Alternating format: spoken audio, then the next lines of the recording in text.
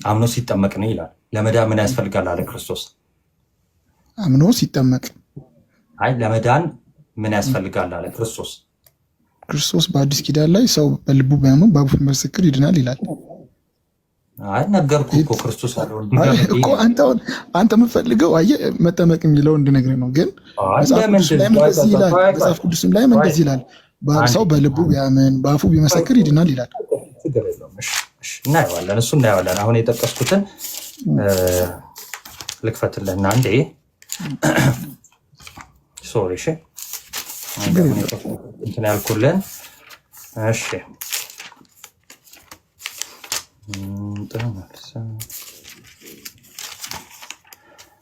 ማርቆስ ወንጌል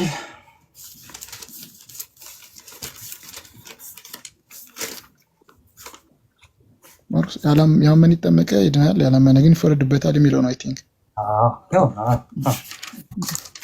ይኸውና 14 እሺ ትንሽ እሺ የማርቆስ ወንጌል ምዕራፍ 16 ቁጥር 16 መጽሐፍ ቅዱስ ነው ማነበው። ምን ይላል? አሁን በዚህ ቃል ነው እሺ የምናወራው። ሃይማኖታችንን የትኛው አስተምሮ ነው ትክክል የሚለውን አይደለ የምንመዝነው በቃሉ። እሺ 16 እንዲህ ይላል፣ ክርስቶስ ምን አላቸው? ወደ ዓለም ሁሉ ሂዱ፣ ወንጌልን ለፍጥረት ሁሉ ስበኩ ካላቸው በኋላ ያመነ የተጠመቀም ይድናል አለ። አሁን ጥያቄ ልጠይቅ። ይሄን ቃል ይዤ የሚድነው ምን ያደረገ ነው አለ? ያመነና የተጠመቀ። ስለዚህ ለመዳን ጥምቀት እዚህ ጋር አስፈላጊ ነዋ ከእምነት ጋር። አዎ ልክ ነህ፣ ያስፈልጋል። ስለዚህ ጥምቀት ለድህነት ያስፈልጋል ማለት ነው። ግን ደግሞ እኔን ትሰማኛለህ? ቆይ አልጨረስኩም። እየተስማማን አይደል መሄድ ያለብን? ከተስማማንማ ምን ያጣላና። ስለዚህ ጥምቀት ለድህነት ያስፈልጋል ማለት ነው። ግን እኔ ሳወራ እንዳታቋርጠኝ ፕሊዝ። እሺ ለአንተማ ታይም ስሰጥ ችግር የለውም አላቋርጠ። ስለዚህ በዚህ ክፍል በክርስቶስ ትምህርት አሁን ከክርስቶስ ነው የምንጀምረው። እሺ የምንጀምረና ፈጻሚ። ስለዚህ የት ነበረቻችን? ሙሉ ወንጌላ። እሺ ስለዚህ ጥምቀት ለድህነት ያስፈልጋል ማለት ነው አይደል? ዴፊኒትሊ ያስፈልጋል። በጣም አለ። እዚሁ ክፍል ላይ ጥምቀት ላይ ስለሆንን ማለት ነው። ጥምቀት ላይ ስለሆንን የሮሜ መልእክትን ከፍትልሃለሁ። ሮሜ 6 እንዲህ ይላል፣ እሺ ወይስ ከክርስቶስ ኢየሱስ ጋር አንድ እንሆን ዘንድ የተጠመቅን ሁላችን ከሞቱ ጋር አንድ እንሆን ዘንድ እንደተጠመቅን አታውቁምን አለ። ከክርስቶስ ኢየሱስ ጋር አንድ እንሆን ዘንድ ምን አለን አለ ሐዋርያው ቅዱስ ጳውሎስ። አንዴ ይቅርታ ኔትወርክ ብሎ ነው ድጋሚልኝ። ይቅርታ። እሺ ምንም ችግር የለውም። እሺ ከክርስቶስ ኢየሱስ ጋር አንድ እንሆን ዘንድ የተጠመቅን ሁላችን ከሞቱ ጋር አንድ እንሆን ዘንድ እንደተጠመቀን አታውቁምን አለ። ከክርስቶስ ጋር እንደሞትን ክርስቶስ ኢየሱስ ጋር አንድ ለመሆን ምን አደረግን አለ? ተጠመቅን። ስለዚህ የምንጠመቀው ለምንድን ነው አለ?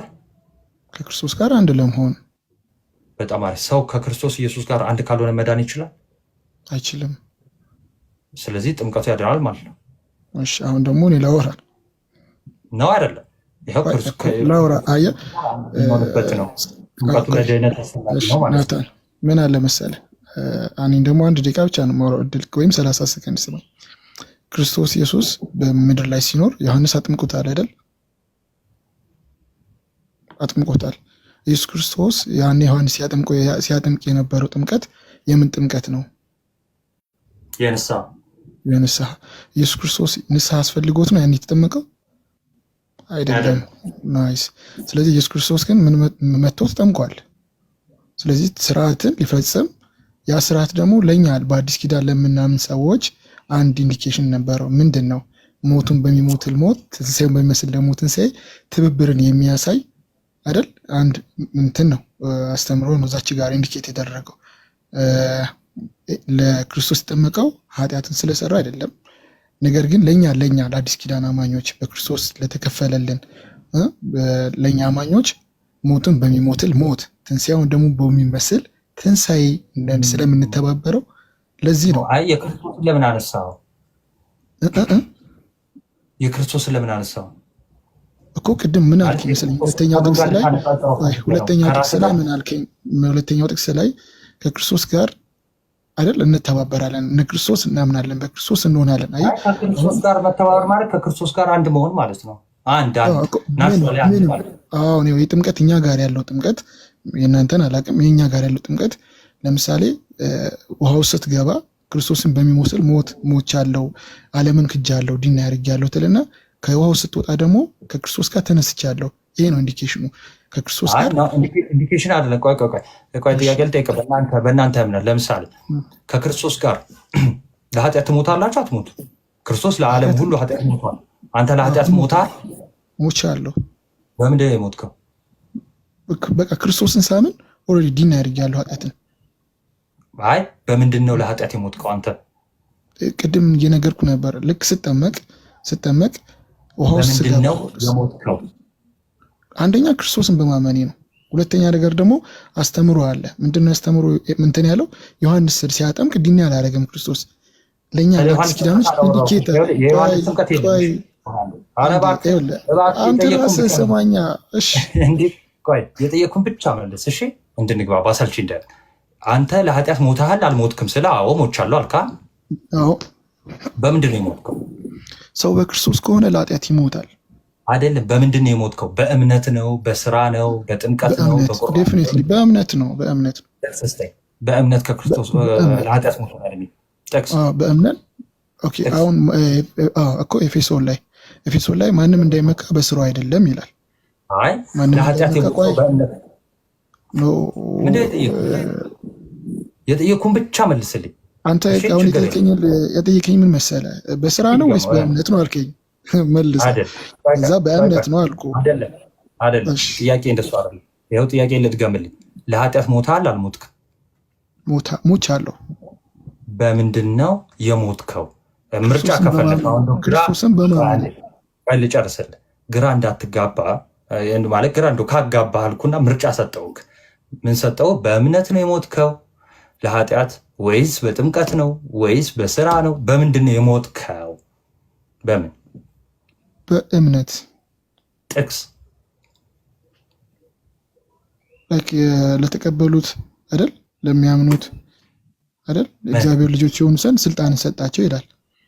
ዓለም ሁሉ በዲና ያደረገው የገዛ ወገኖችም ያልተቀበሉት ያ ኢየሱስ ስለ እኔ ዋጋ የከፈለውን እሱን አምኜ በእሱ ስራ በእሱ ጸድቅ ያለው ብዬ እሱ በከፈለው አይደል? በክርስቶስ ሁሉም ነገር በክርስቶስ ነው የሆነው።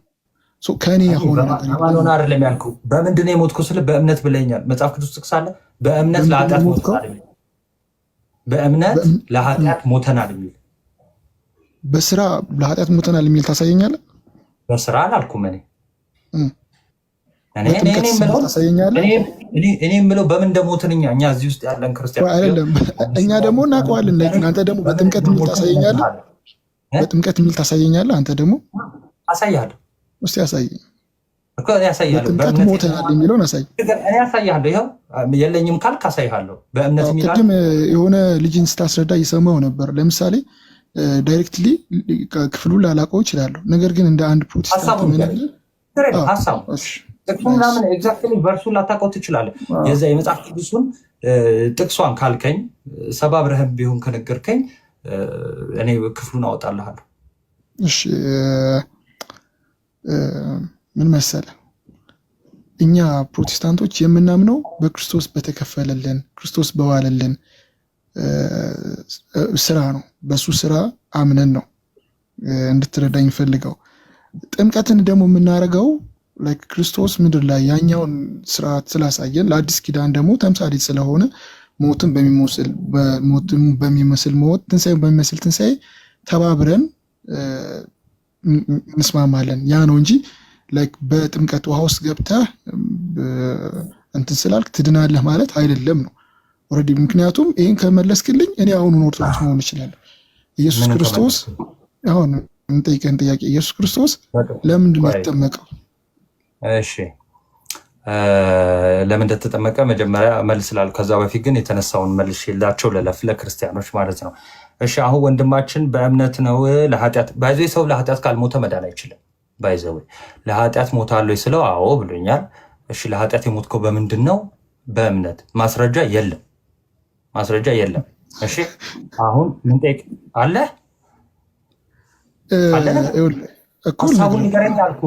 ሙሉ ነው። ኤፌሶንን ማንበብ ነው፣ ለዚህ ዕብራውያንን ማንበብ ነው። አንድ ቦታ ይናገራል። አንድ ቦታ አለ። እኔ አነብላለሁ። ይኸው እታች ያሉትም አይሰለቻቸውም። ባይዘው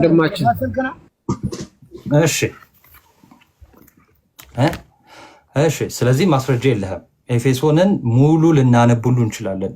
የለም በእምነት ሞተናል። እንደዚህ አይነት ነገር ናቸው። በቃ ጥቅስ ካለ ካወቀ ያምጣ፣ ከሌለው ዝም ይበል። አሁን ጸባይ ጥሩ ስለሆነ ነው። እሺ በትትና የምናወራ ግን እንዴት እንደሞትን ላስረዳ። እሺ መማር ካለብህ አሜን። አሁን ልብህን ክፍት አድርገህ ስማን። እታች ያላችሁም ስሙ። እሺ በምንድን ነው የሞት ነው? በምንድን ነው የሞት ነው? በጥምቀት ቃል በቃል አለ። ቃል በቃል ማለት ነው። በጥምቀት እንዴት እንደሞትን ላሳያችሁ። ይኸውላችሁ ክርስቶስ ለዓለም ምንድን ነው የሞተው? እስኪ ኮመንት ላይ ጻፉልኝ። ለዓለም ምንድን ነው የሞተው? ለዓለም ኃጢአት አይደለ? ክርስቶስ ለዓለም ሁሉ ኃጢአት፣ ስለ ኃጢአት ነው የሞተው። ለኃጢአታችን ነው የሞተው አይደለ? የት? መስቀል ላይ። መስቀል ላይ ክርስቶስ ለኃጢአት ሞቷል። ለማ? ለሁላችንም ኃጢአት።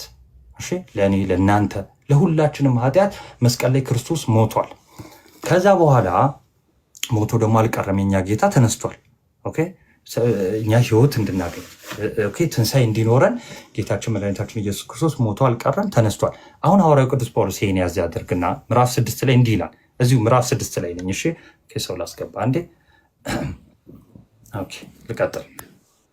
አሜን። እየሰማ ነዋ እንዴት በጥምቀት እንደሞትን ማለት ነው። እሺ በዚህ እዚህ ላይ ብቻ አይደለም፣ ሌላ ቦታ ላይም ሄጄ አሳይሃለሁ። ችግር የለውም እንዳታስብ። ቆላሴስ ላይም ሄጄ አሳይሃለሁ። እሺ እንግዲህ ምን እንላለን? ጸጋ እንዲበዛ በኃጢአት ጸንተን እንኑርን ካለ በኋላ አይደለም፣ ለኃጢአት የሞትን እኛ፣ ልብ በሉ፣ ለኃጢአት የሞትን እኛ ወደፊት እንዴት አድርገን በእርሱ እንኖራለን አለ። በኃጢአት እንዴት እንኖራለን?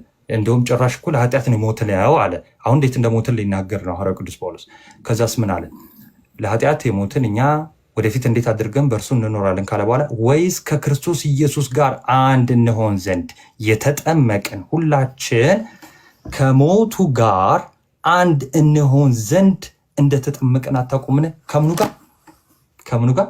ከሞቱ ጋር። ከሞቱ ጋር። ኦኬ በደንብ ቆይ ክሊር እናደርገዋለን። ምን ይላል? ከሞቱ ጋር አንድ እንሆን ዘንድ እንደተጠመቅን አታውቁምን አለ። እንግዲህ ክርስቶስ በአብ ክብር ከሙታን እንደተነሳ እንዲሁ እኛ በአዲስ ሕይወት እንድንመላለስ። አሮጌ ሕይወት ነበረን አይደለ? አሮጌ ሕይወት ነበረን። ከዛስ በአዲስ ሕይወት እንድንመላለስ አለ። በአዲስ ሕይወት እንድንመላለስ ከሞቱ ጋር አንድ እንሆን ዘንድ በጥምቀት ከእርሱ ጋር ምን አለን? ተቀበርን። መጀመሪያ ከምኑ ጋር ነው? ከሞቱ ጋር። ከሞቱ ጋር ማለት ባይዘዌ ሶሪ በጣም አሜን አለሃ ከሞቱ ጋር ማለት ነው። ቆላስይስ 2:12 አወጣልሃለሁ። ችግር የለውም፣ ችግር የለውም። አንድ አይነት ሀሳብ ነው ያለው። መጀመሪያ ይህንን እንፍታ። ከክርስቶስ ኢየሱስ ጋር አንድ እንሆን ዘንድ እንደተጠመቅን አታውቁምን? ከዛ በኋላስ ከሞቱ ጋር አንድ መሆን ማለት መሞት ማለት ነው። ከሞቱ ጋር አንድ መሆን ማለት ከሞቱ ነው ያልኩት፣ ከክርስቶስ ሞት ጋር አሜን አለ አለው። እንትን ነው እኮ ሪፕሌስመንት። አሁን እኮ ምሳሌ ነው፣ ለመቀበል ዝግጁ ስላልሆንክ ነው እንጂ ምሳሌ ነው። አሁን ቆላስይስ 2:12 ላይ እዚህ ውስጥ ምሳሌ ነው የሚል እዚህ ውስጥ ምሳሌ ነው የሚል ሮሜ መልእክት ውስጥ አቀበላለሁ። ስንት ነው? እሺ ናታኒ ቆላስይስ 2:12 ላይ እንደዚህ ይላል። ቆላስይስ ላይ አንድ አይነት ሀሳብ እንደሆነ ባይ ዘ ዌይ አይ ፕሮሚስ ዩ አስረድቼ ነው የምትወጣው። ችግር የለውም። ይኸው ከሁለቱ ከሮሜና ከቆላስይስ አልወጣልህም። ቆላስይስን በደንብ ነው ማስረዳት። ችግር የለውም ከፈለግን ማለት ነው። ምንም እንዳታስብ። የመጀመሪያ የምጠይቀህን መልስልኝ። ከሞቱ ጋር አንድ መሆን ማለት ነው። ባይ ዘ ዌይ ከሞቱ ጋር ምሳሌ አላለም። እሺ ከሞቱ ጋር አንድ መሆን ማለት መሞት ነዋ። ከሞቱ ጋር አንድ መሆን ማለት ነው። ቅድም መጀመሪያም ተናግሬዋለሁ፣ አሁንም ደግሞ አለው። ስንጠመቅ ሞቱን በሚሞትል ሞት ትንሣኤውን በሚመስል ትንሣኤ እንተባበራለን። ተምሳሌት ነው እንጂ አሁን ሞቱ በመስቀል ላይ የሞተውን ሞት አንተ አልሞትም ማለት ነው። ለኃጢአት ናታን ቅድም እኮ ነግሬሃለሁ። እኔ ክርስቶስ ያመንኩትን ያን ቀን ሞቻለሁ።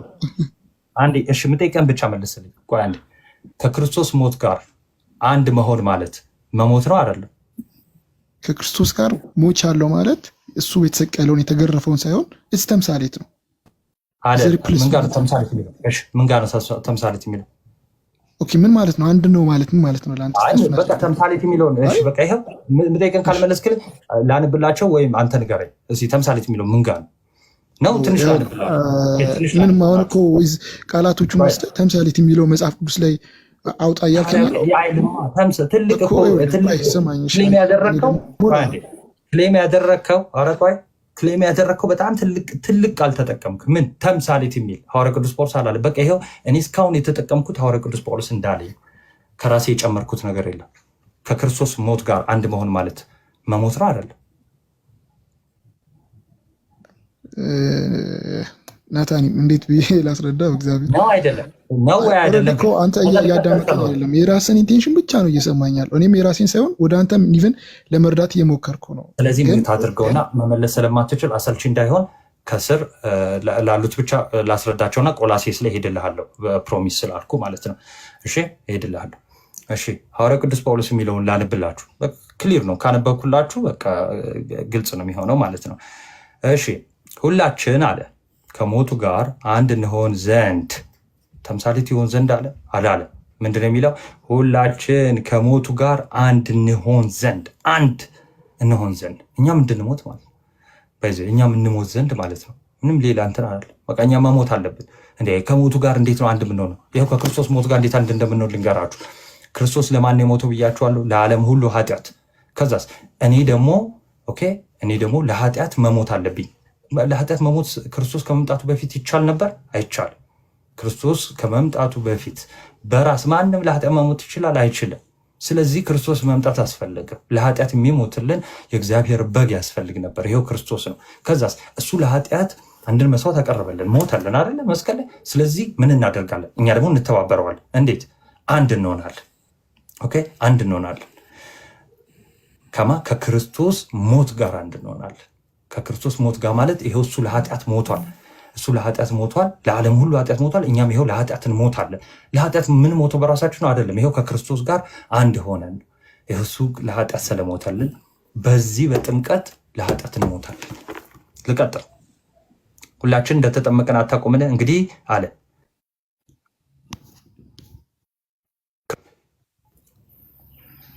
አለው አለ ይታያል ስል ገብቶብኝ ነው። ስለዚህ ክርስቶስ ደግሞ ሞቶ አልቀረም። ምን አለ? በአብ ክብር እንደተነሳ ከሙታን እንደተነሳ እንዲሁ ይኸው እኛ ከክርስቶስ ጋር ሞተን የለ ከዛ እኛ ደግሞ በአዲስ ሕይወት እንመላለስ ዘንድ ከእርሱ ጋር ተቀበለ። ስለዚህ የተቀበርነው ራሱ በምንድነው? በጥምቀት። ይኸው ላንብላችሁ። እኛም በአዲስ ሕይወት እንድንመላለስ ከሞቱ ጋር አንድ እንሆን ዘንድ በጥምቀት ከእርሱ ጋር ተቀበርን።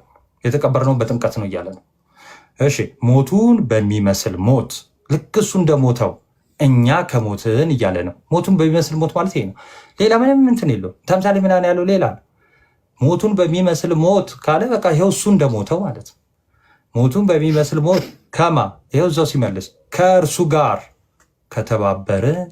ሞቱን በሚመስል ሞት ማለት ቅድም ያስረዳኋችሁ ይኸው የእሱ ሞት ምን አይነት ነበር? የክርስቶስ ሞት ምን አይነት ነው? ለኃጢአት የሆነ ለኃጢአት ሁሉ ለዓለሙ ሁሉ ኃጢአት የሞተው ነው አይደል? ይኸው ልክ እኛም ደግሞ እሱ እንደሞተው የሚመስል ሞት እንሞታለን።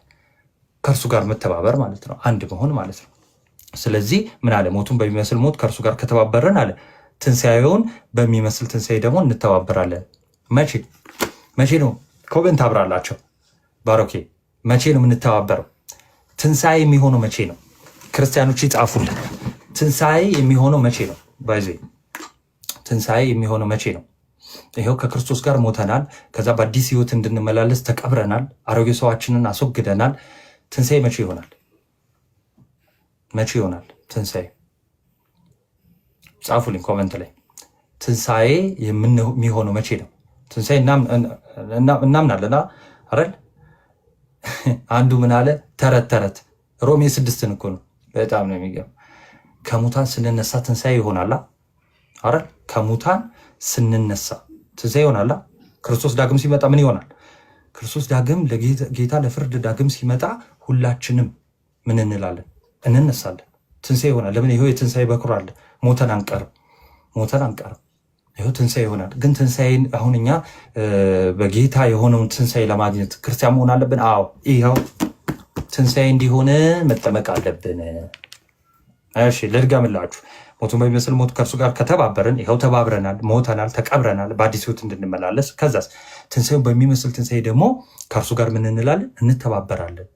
ይኸው ክርስቶስ እንዴት ነበር ክርስቶስ ከሙታን የተነሳው? ሞትን ድል አድርጎ ተነሳ አይደለ? በራሱ ስልጣን። እኛ ደግሞ በክርስቶስ ደግሞ ሞትን ድል አድርገ ነው እንሄዳለን። ኋላ ቆሮንቶስ ምዕራፍ 15 ላይ ምንድን ነው የሚለው? ኋላ የሚሻለው የኋለኛው ጠላት ሞት ነው ይላል። ስለዚህ የሚሻለው መቼ ነው? በክርስቶስ ድል አድርገን እንነሳለን። ልክ ክርስቶስ ከሙታን እንደተነሳ እኛም ደግሞ በክርስቶስ ሆነ እንነሳለን ማለት ነው። ይሄን ያዙልን። እሺ ከዛስ ከእንግዲህ ወዲህ ለኃጢአት እንዳንገዛ የኃጢአት ስጋ ይሻር ዘንድ አሮጌ ሰዋችን ከእርሱ ጋር እንደተሰቀለ እናውቃለን። አሜን። ክርስቶስ የት ነው የሞተው? ክርስቶስ መስቀል ተሰቅሎ አይደል የሞተው? እኛም ይኸው ከእርሱ ጋር ተሰቀለን። የምንሰቀለው በምንድን ነው? በጥምቀት። ይኸው ክፍሉ ስለ ጥምቀት የሚያወራ ቆላሴስን አንድ ሄደቸው በቃ ለወንድሞች ይሰጣለሁ። እሺ ቆላሴስ ምንድን የሚለው? ቆላሴስ ነው ወንድማችን ይህን ይመስላል።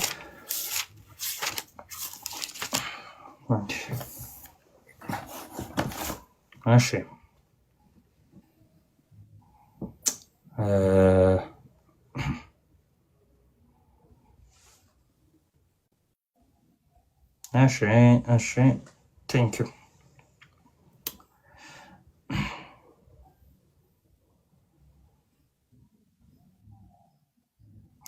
እሺ ከ10 ጀምሮ ላንብላችሁ። ይኸውላችሁ ቆላሴስ 2:10 ጀምሮ ላንብላችሁ ማለት ነው።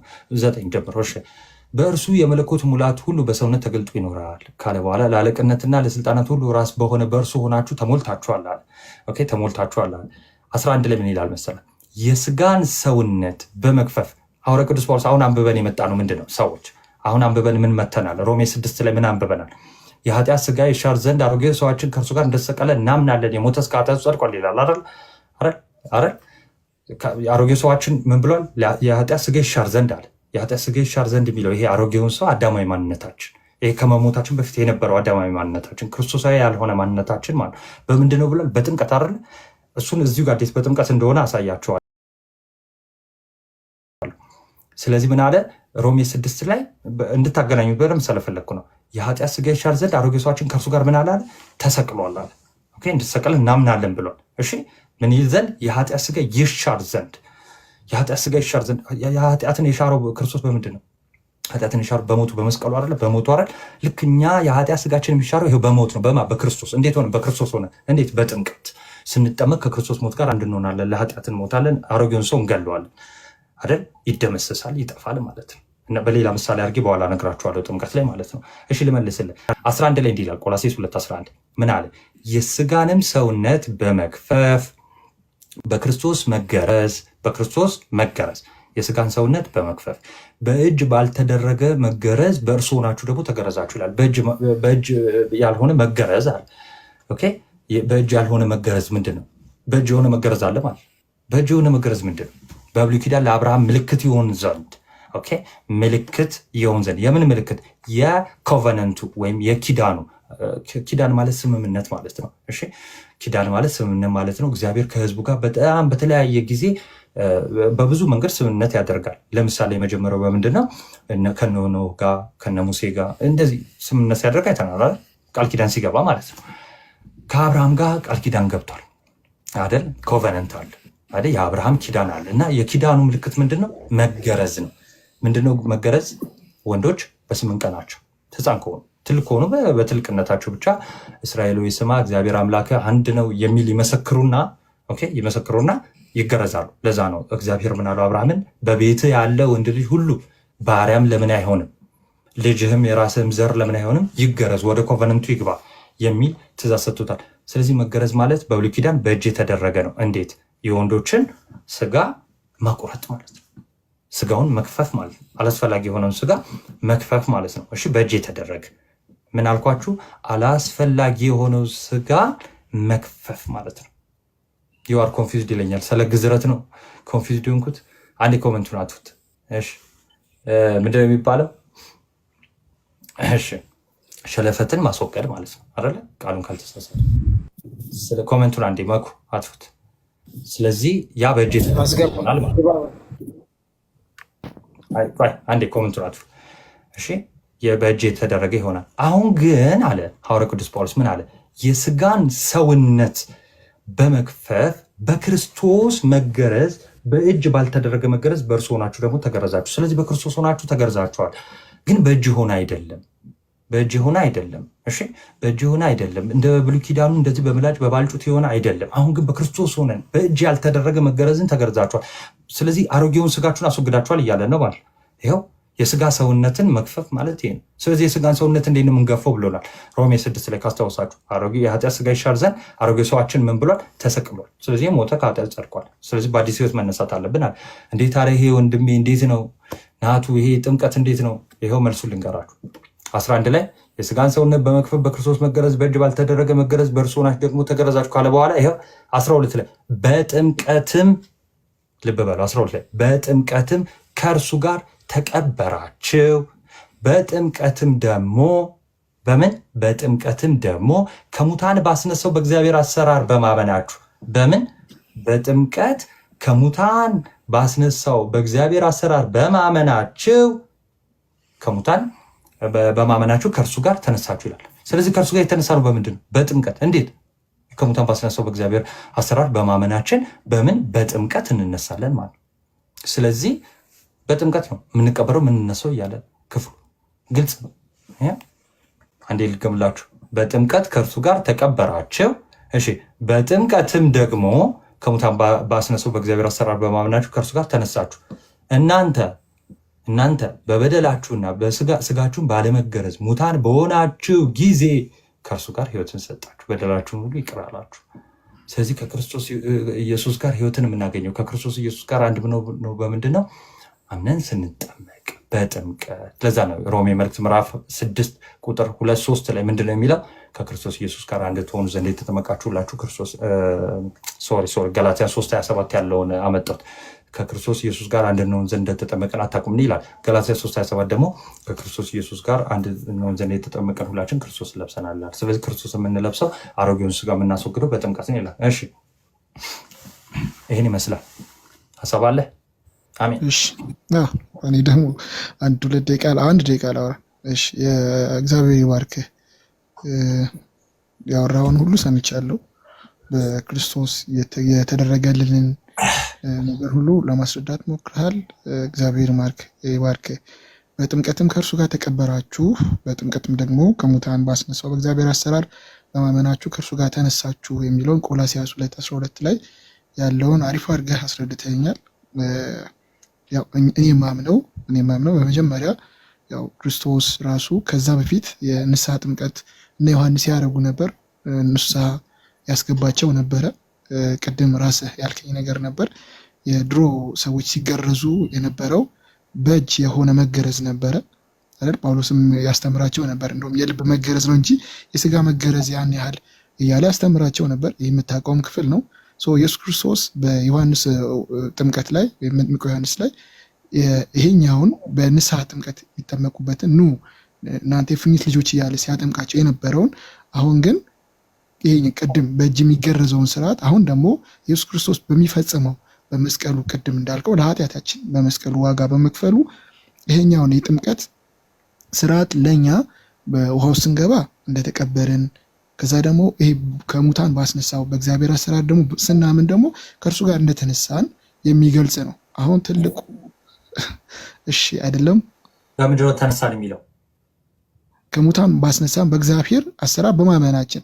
ያ ማለት ኢንክሉድ የሚያደርገው የክርስቶስን ስራ ነው። አውላቦት በቃ ይኸውልህ የክርስቶስ እሺ ቆላስይስ ምን በጥምቀት እንድል ነው አይደል? አንተ ማለት ምን ትለኛለህ? ይኸው በጥምቀት መጽሐፍ ቅዱስ ግን ቆይ አሁን ይኸውልህ የሰማዋን ነበር እስካሁን። አንድ ደቂቃ ደግሞ ብሰማኝ ደስ ይለኛል። አቋርጠው ችግር የለውም ቀጥል። እሺ መጽሐፍ ቅዱስ እሺ እኮ አሁን ስሳሳት በኋላ ታርመኛለህ። ከመሀል ላይ ከገባብኝ ግን ዲስትራክት ታደርገኛለህ፣ ሀሳብ ይጠፋብኛል። እሺ ያነሳውን ሁሉ ሰምቻለሁ። በጥምቀት ከእርሱ ጋር ተቀበራችሁ ይላል። ለምን በጥምቀት?